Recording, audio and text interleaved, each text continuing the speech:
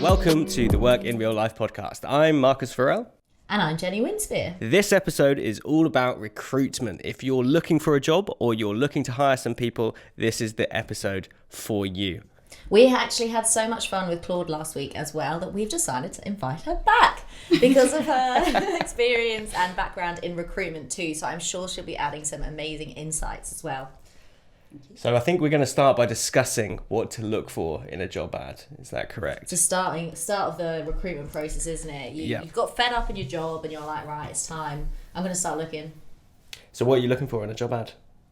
Yeah, good question. I think I'm definitely looking for like no spelling mistakes. Like I look for like, okay, I've got ticks and icks. Let's say there's definitely some ticks and icks. Ticks is like good branding, lively tone of voice, and short. Lively tone of voice. Yeah, I feel like a bit like personable, you know, it shows a bit of like the personality of the organisation. Right. Is that asking a bit too much? No, I think that's good. I mean, I'm obviously one for making lots of spelling mistakes, so you kind of got my back up instantly when you said no spelling mistakes. What do you look for? No, I agree with lively tone of voice, well, not lively tone of voice, but just like personable tone of voice. Yeah. I'd like to see that they've gone through a bit of an effort to kind of engage with me. Do you know what I mean? So like, it's not just like a stuffy job ad. If I'm scrolling on social media, for example, it has to make me stop. I work in marketing. If you can't produce employer content that makes me stop scrolling, and it's a job offer, then I'm not even gonna. Do you know what I mean? What do you look for, Claude? Oh, okay. Well, I'm usually on the other side. Yeah. So I'm usually writing the job ad, which is really stressful. No, but we get obviously a lot. Well, as a recruiter, you would receive all of the job descriptions, so you'd have to try and convert that into a really attractive job advert to, so people would go to your recruitment agency to apply for that job. And yeah, it's about trying to make it appealing, trying to take out all the jargon. I think there's some that just like load up all of like the in-house jargon and you're like, what is that? Yeah. It's like the FME, the OCR. You're like, what? But then people can go too far the other way, when they like, if I see one more person, and I think I might have even been guilty of this in the past, hiring a social media rock star. I'm not big on that, because that's essentially like, I want someone who's ready to overcommit that isn't going to get paid enough, but we'll call you a rock star and treat you like one.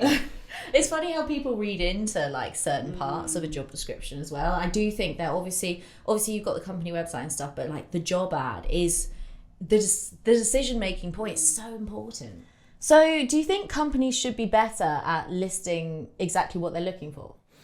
I think so, yes. I mean, a big ick of mine, once you've made it through said job ad, is going through to the job description, and it's, so say you've clicked on junior marketeer, and they've gone requirements, 5 years experience, right? And it's an entry level role, skills required, and they list every single possible marketing skill. And like, I get why companies do it, because I've also been in the position where I'm recruiting people, and you want to like attract. You want someone who does everything. You want someone who does everything. But I actually think you're getting to the point now where you're making people who, like, I've got a fairly inflated view of myself. You might have worked that out already. So I'd be like, yeah, I'll get that job. Do you know what I mean? But there'll be a lot of people that would potentially tune out, right? I don't know if you've experienced that. Yeah, 100%. I mean, again, our job would be to take all of that out. You get these pages of job descriptions and actually simplify. Yeah, it's because most places will hire for the person, and if they haven't got the X amount of experience, their willingness to learn and try and give it a go, and their proven experience to date, and how that demonstrates that they can succeed in the job even if they haven't done it exactly before.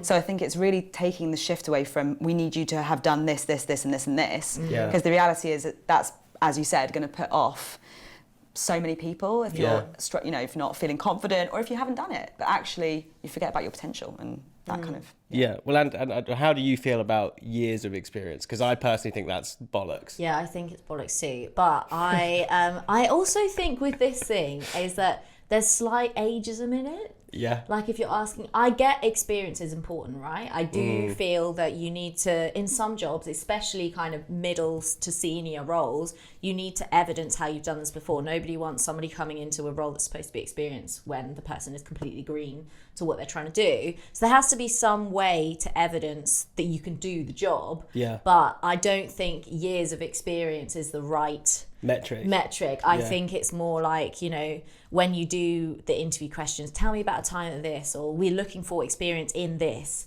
It doesn't need to be years of experience. 100%.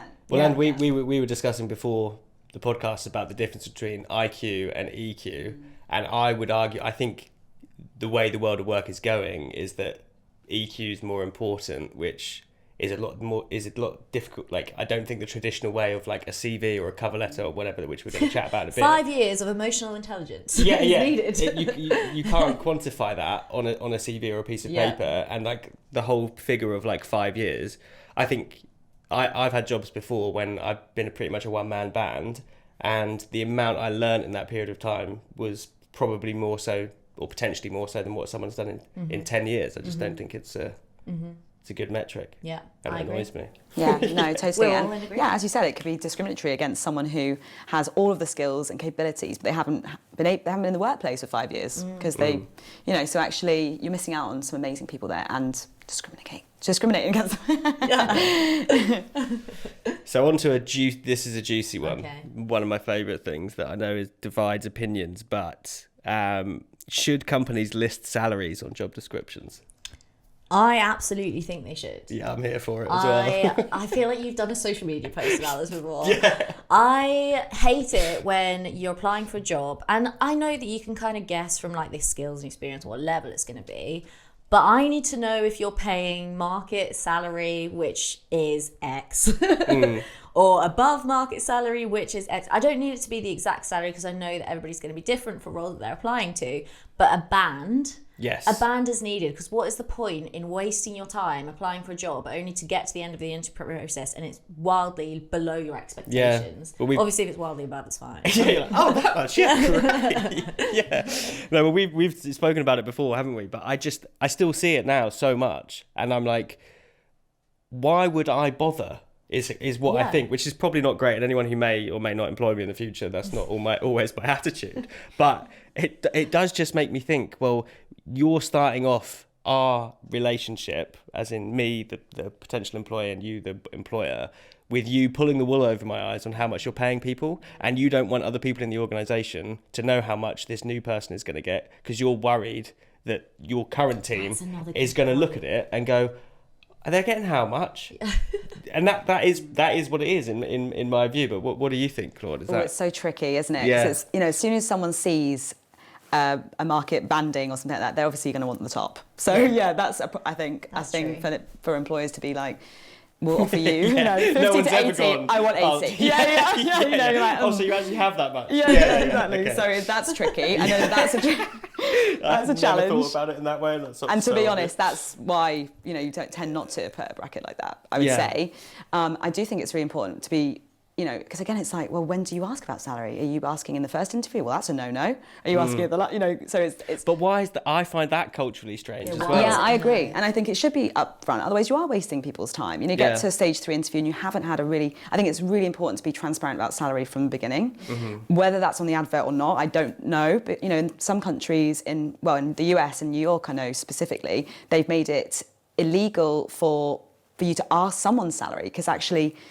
You know, it was a requirement to tell the employer what your current salary is, but obviously then that's a baseline for, well, we'll offer you 5k more.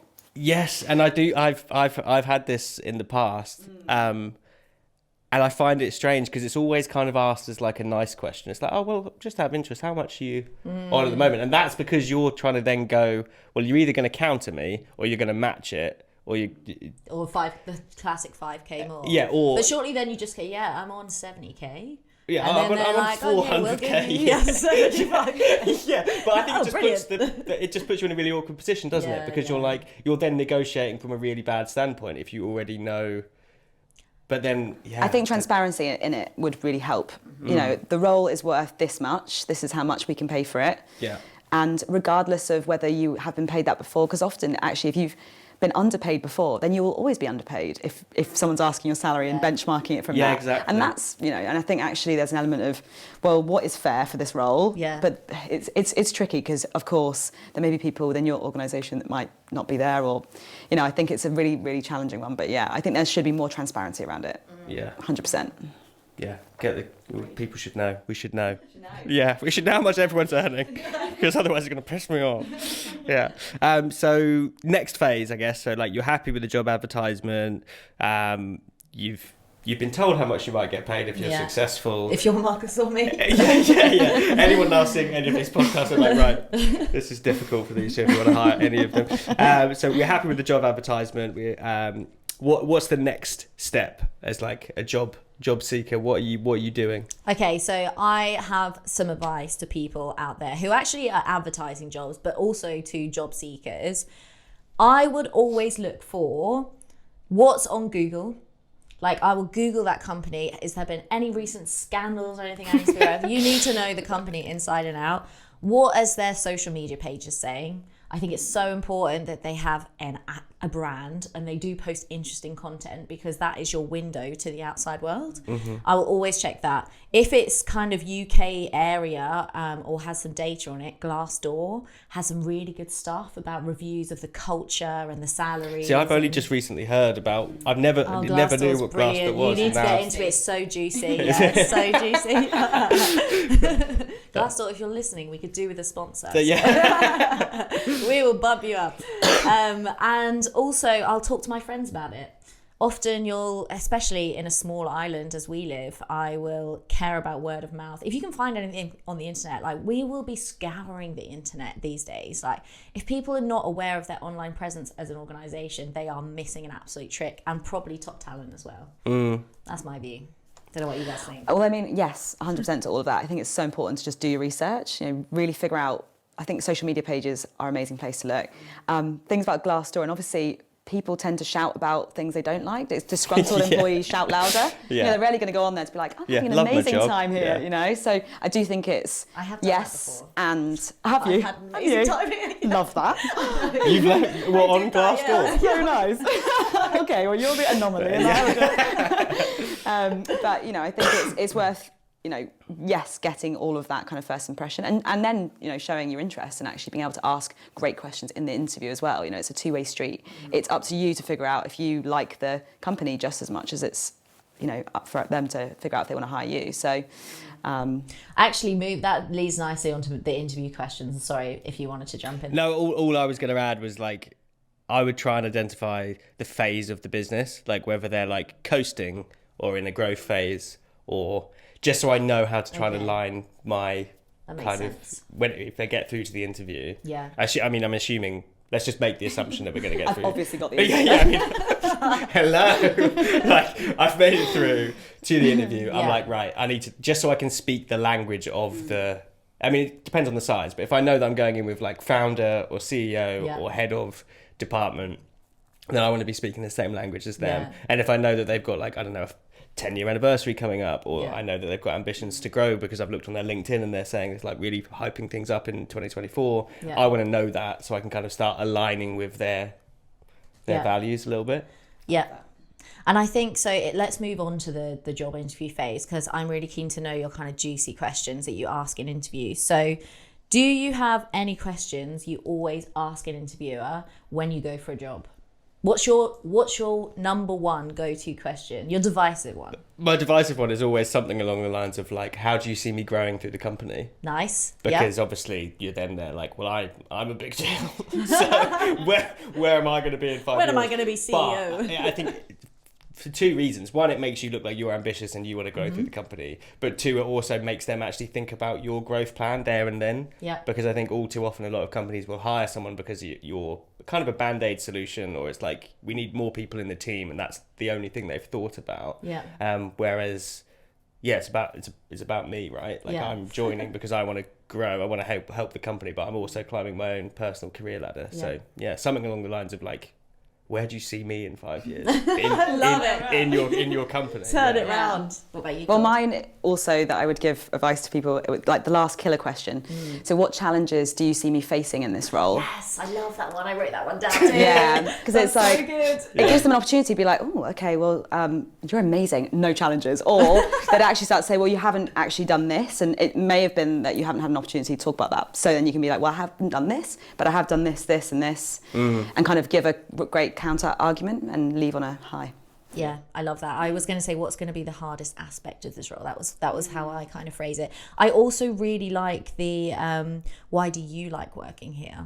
I love to hear about that, because then you often get a window into company culture. It usually is the good stuff, right? Like they will obviously big it up, but it also makes them feel comfortable. It makes them feel like they're talking themselves. They leave that interview on a very positive, like, oh, they've just had their say about all the good things and feeling very positive. So I quite like it, because it gives me a little bit of something, but also leaves them feeling like they've had a bit of something. I mean, I think also something advantageous to do is, and this is like hashtag sales technique, but I try and get something personable from the person that's making the hiring decision, about like find out about them. I don't know whether they've got kids, if they've got a kid's birthday coming up, or whether they're going skiing soon or whatever. So in the next interaction, even if it is like a negative one, you could be like, oh, sound, have a great time on your ski trip or whatever. So you just know that it makes it look like you were paying more attention, because people care about personal stuff probably more than work stuff. Definitely. It's like being a real human in that interaction. It's obviously like an awkward, not natural, but making it is kind of like bringing your, personality across and showing that you care. And I think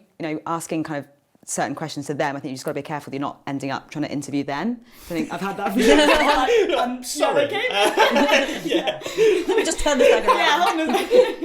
Just be a bit cautious of that. But.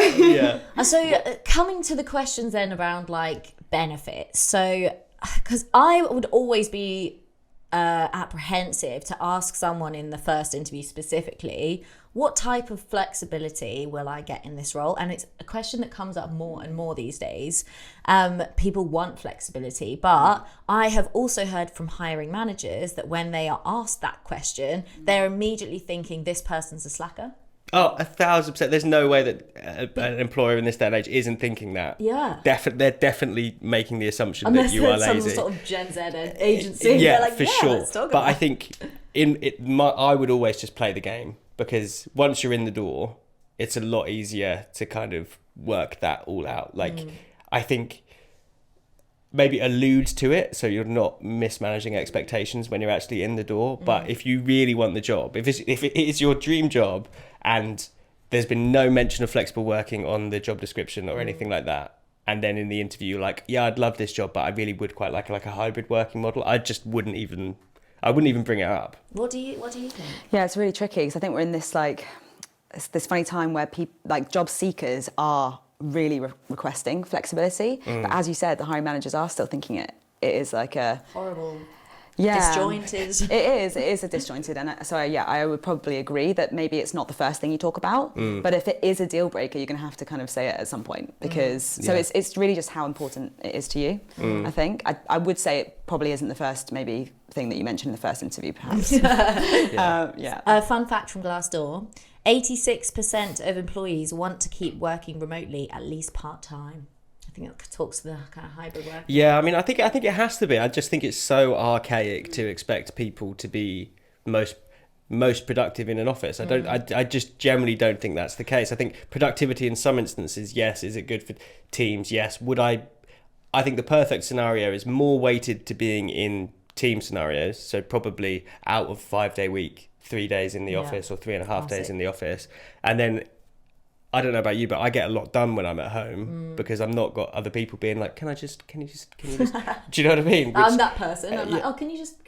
Yeah, well, especially when you're. What did you think of this? if you're in like a managerial role, but you still have quite a lot of tactical execution stuff to get done, it is really difficult, because you'll have people asking you things, and you're like, sorry, I'm actually just trying to do something at the moment. Noise cancelling headphones were the best thing I ever did in an office, I think, because then I'm just like, what was that? Can't actually hear you. Yeah.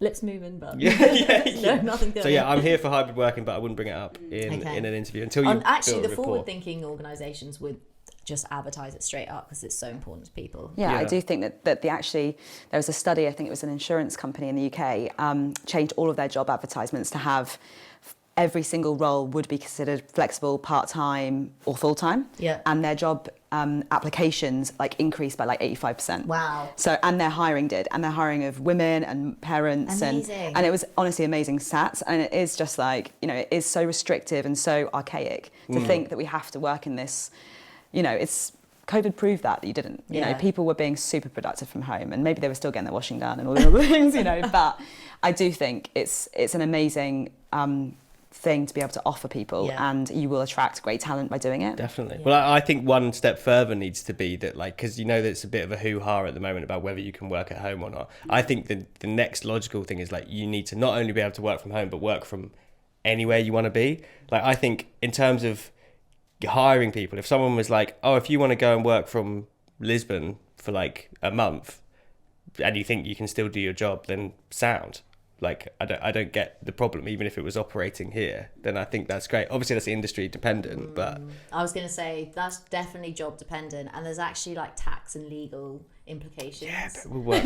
We'll work. I've worked with a very large business to try and implement flexible and remote working. And we were writing policies. And actually, there's way more to it than you think. But anyway, we'll leave that one there because that's maybe topic for another day. Yeah. Talking of archaic, which you mentioned before, I was wondering what you guys think of the traditional resume and cover letter kind of crap.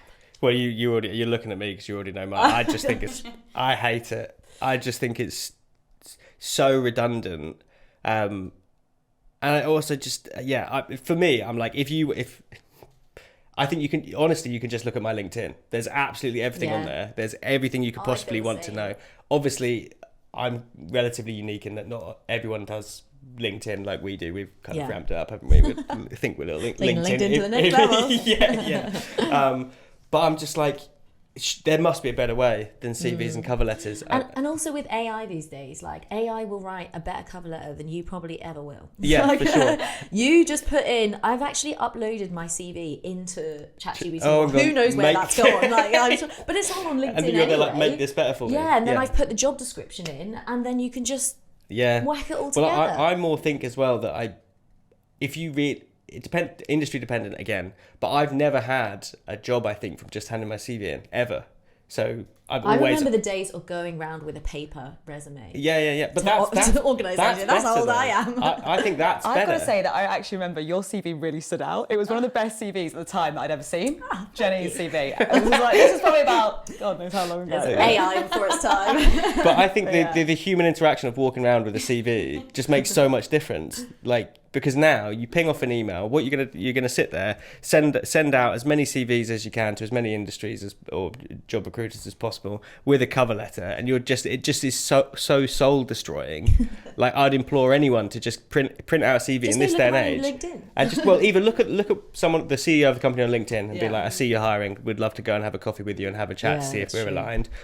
Go into the building and give them a CV and just say, can I speak to the whoever, and just show your face. Like, What, do you have any defence of resumes and cover letter? Are you over it as well? Oh, I mean, there's surely got to be a better way. But, I think it can be so sad because when you've got an amazing person and their CV is so rubbish, you're like, what? And then that was always, I suppose, part of the role as a recruiter to try and make the CV and cover letter a lot better so that they would get the interview. Because actually, how do you tell from this piece of paper that is probably not going to be read properly? I think it's stats that show that hiring managers spend like 17 seconds or something, and they're like, no. It's like, wow. That's all in the headline, isn't it? Or the first thing that you've got on your experience thing, to me, in my experience when I'm hiring people, is the biggest indicator of whether I give a shit or not.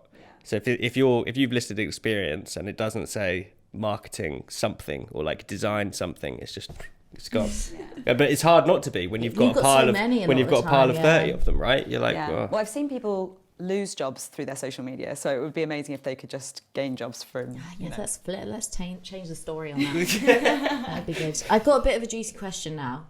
Do you think you should be paid for your time in the interview process, and should there be a limit on the number of interviews and or tests? What do you think? That's a really interesting one, because I've just had a friend who's interviewing for one of the big corporations, I don't know whether I should say who it is, in London, and it was a grueling interview process. It was like 3-hour interviews separately over 3 weeks, and then one day full of 5 interviews back to back. I've done stuff like this as well before. 5 hour, like that was 5 hours one day. Testing, work case studies. Like they'll give you a scenario, you have to write it out. You have to meet with the HR person, with the senior manager, with the hiring manager, with the like. It's grueling. The recruiter actually gave they had to have this like big interview prep session as well. So that's another hour because the feedback was that if you didn't get the job after this process, that it really negatively impacted your mental health. Oh my God. But what are you allowed to say what industry that is? It's in like online retailing and beauty. What? Yeah. Wild. Wow. So I've actually also got some fun stats. So Foodshare Toronto pays £75 for a face-to-face job interview. Who does that? Foodshare Toronto in Canada. Right. They're always way ahead of the game, aren't they, in Canada? Yeah. And UK-based Zero Waste Club's recruitment process includes a 2-hour workshop in which candidates are paid $185 to attend. And they get way more applications than they did previously before advertising. I mean, I suppose the stats present a picture there that it's maybe a good thing to do, but I just think save everyone some time and save all the bullshit. Don't be making someone take a whole day out of their life for an interview. Don't be paying people. I mean, I think that's a little bit silly, paying people. If you want the job, then you want the job. Go out of your way to get it. And the first indication is that you want something, so you're going to do it for free, in my view. But I quite like the idea of a paid interview process, but I wonder if people it depends how long it is. If it was a day, I'd be like, yeah, you can pay me something. So they just get people just job hopping in like interviews. Yeah, that's true. Free lunch. That's true. That could be a good career, couldn't it? Like, what are you doing today? I'm actually interviewing today. Yeah, for another and every day. job. Yeah. But no, I think. Well, I get why you would. I think it's a nice touch if you get paid. But I just don't think it should be that long. Yeah, let's not make the interview process over excessive. Then maybe that's the answer to that question. Yeah, I generally think it should be limited to preliminary interview. Yeah. Final interview. But what if? Here we go. Go on. No, I was just going to say, what if somebody else wants to meet them along the way? Or I think you can maybe add an informal chat in there. Okay, yeah, like a coffee. I've done those as well. Yeah. Yeah, because I think you've got all the answers. Yeah, preliminary interview, maybe an informal chat, final interview. I think a slick interview process is also really important because I've seen people pull out of interviews because the interview process has been so terrible. Oh, for sure. Yeah, I think it's indicative of what type of company you're working for. So it's not only just for, Yeah. Okay, so let's say we've completed the interview stage, we've done the job description, the advertising, all that. We've done whatever psychometric assessment they asked us to do. Yeah. And they've made you an offer. Woohoo! How do you get the salary you want or negotiate at the offer stage? God, I mean, I think you just have to shoot higher. We've spoken about it before. I think you have to aim higher because they will always meet in the middle. And if you're in quite a good position because if you've been offered the job, they want you, right? So, and I'd be very surprised if they haven't actually got more money than they say they've got. Like most of the time, there is more money. Yeah, there's always more money. I love this train of thought because I used to work in recruitment for a couple of years, and when you have invested so much time and you've got senior leadership buy-in, they've all agreed, you finally got to the candidate, the one candidate. There's always a preferred candidate, and you've gone to that offer phase. They are in such a good position to be like, I want an extra, depending on what the job offer was to start with, I want an extra 10k. And you don't want to lose all that time. It's sunk cost fallacy, whatever that is.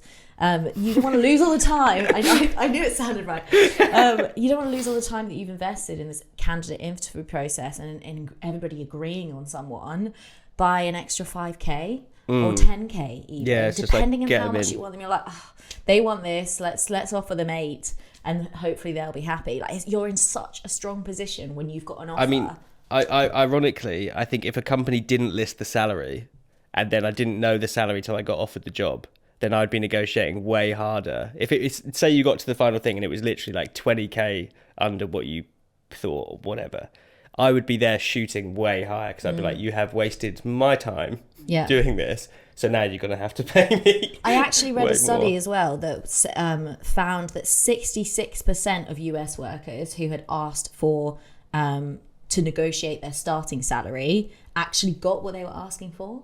That's a massive amount. Like for people who don't negotiate when they're made an offer, you're missing an opportunity. Yeah. Like that is all I have to say. Like you have to just go for it. Always ask for more. Yeah. Do you see it happen? Do you see it happen? Well, I have seen people lose job offers for doing that. Really? I'd be gone. Right. But Yeah, you know, no, don't do I think the process that we would always do was we're not waiting until the curtains reveal, but at the final, you know, it's upfront from the first meet, you know, before the application is sent. It's like, what are your salary expectations, both sides, and making sure that aligns before you waste anyone's time, because it's a waste, you know, as a recruiter. Your time, everyone's time. I'm like, yeah, I'm not getting paid. Yeah. But so, you know, making sure that there's constant conversations around expectations throughout. Because you sometimes will get to the end of the process and someone's like, actually, I want 50k more. Yeah. And you're like, what, why? But then I think that can be valid sometimes, because people don't actually know what it is that they need, and you can get to the end of an interview, especially in like marketing roles, when they say they need social media manager or whatever. By the end of it, you've chatted to the head of marketing and he's like, yeah, so we'll probably have, you know, doing a bit of graphic design. We'll have you doing some photography. And you're like, whoa, hold on. You're hiring a social media manager. You want this much money. I can do all of that other stuff, but that is going to be 50k more. I think in that situation, definitely. It does depend on the type of organisation, I think, or industry, you know, again, as well, I think. If you did that in a corporate, they would probably be like, absolutely not. This is why I didn't work in a shop. But then the role would probably be a little bit more like, not. Well, you'd hope that they'd have a bit of a better understanding of what that role, they're looking for and bands and stuff. Yeah. Nice. And why do you think people are scared to ask for more money at the? Scared of losing the job. That's got to be the main reason, hasn't it? And I think scared of looking too bolshy and being like, I haven't even got the like job yet, as in I'm not in the door and I'm already asking for more money, I think. Yeah, I think there's a real ick around talking about money still. You know, I think we're not used to doing that at all, and you know, I think actually it can be like a sign of low confidence. You know, if someone's really undervaluing themselves, actually, oh no, I'm really grateful for that salary, and actually they are worth a lot more. You know, sometimes again can hold people back in terms of salary, but I think it's often just a difficult conversation to have. Well, thanks guys. I've really had my expectations managed from this conversation and I've definitely learned a lot. So it's been a pleasure talking to you both, as always. Thanks for listening to this episode of the Work in Real Life podcast. I've been Marcus Verrell. And I'm Jenny Winspear. Catch you on the next one.